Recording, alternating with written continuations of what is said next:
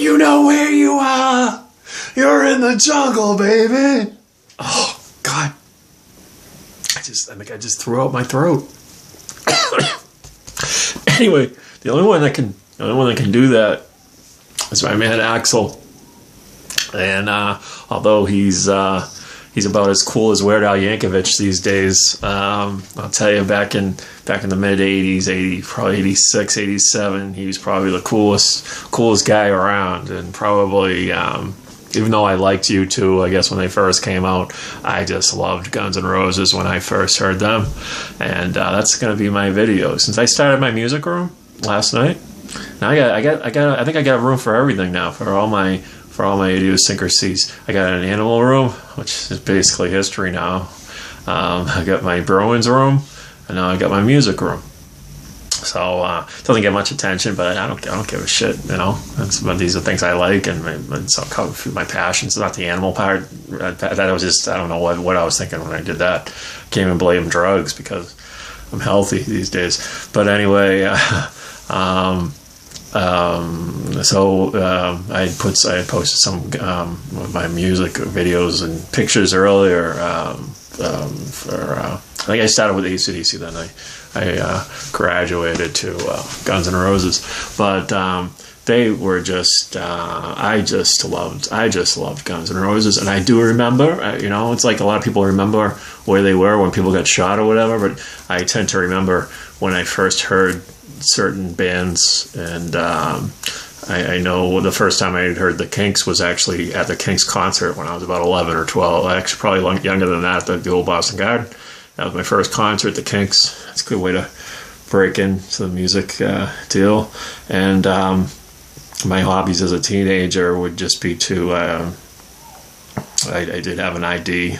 It wasn't, and I was able to get into clubs, and I loved to see bands. And I used to love to hang out down in Kenmore Square at the old Rat and Rat Scout. I don't even know how you say it. I used to go there, and a bunch of other places that I used to frequent, and it was fun, you know. I didn't even need the ID after I think when I was 18 I looked about 25 anyway, so but anyway, so I was at the first time I'd heard Guns N' Roses, I was at I think I had worked at the Garden, and I had gone out afterwards, and I was at some bar down in Haymarket, and I just heard Welcome to the Jungle, and that was the first song I'd ever heard, and my God, that song just blew me away. And then of course when I saw the video for that, and I used to watch the Headbangers Ball when I come home on the weekends, or I think it was on every night, I don't know, whatever. Usually late at night MTV would show the stuff that I liked. They wouldn't show the stuff I liked during the day, but they would show, like, at night they would have like all the heavier stuff that I enjoyed at that time, and I still do. But I was really just the stuff that I liked was heavy, not like that goth, not that really heavy stuff, but I liked the Metallica, Guns N' Roses, and that type of stuff. But yeah, I loved Appetite for Destruction. I don't think I got that album maybe like a day or two later, and one of those albums you could just listen to from beginning to end. And that might have been a cassette. No, I think they had the CDs back then. But I think I talked about this before. The Strawberries, right where I worked, and I'd always on my payday would get CDs, and CDs were even expensive back then. But I loved just that whole vibe of the band, and just the music just matched everything, kind of like how I was feeling at that time, even though I wasn't into really the drug scene. But just their whole attitude, and at that time that they came out, there really wasn't any really great hard rock bands at that time. It was mostly like glam rock, like Poison and like Cinderella. Not like Cinderella, but it was just these bands that just didn't have the swagger and what Guns N' Roses brought to the table. That you could tell that they were living what they were. They weren't posers. They were actually living the life. they were practicing what they were preaching, which was, I don't know, it was a pretty wild existence. And luckily that they're still alive. Unfortunate they couldn't put aside their differences and keep going, because I think Slash without Axl and Axl without Slash is like just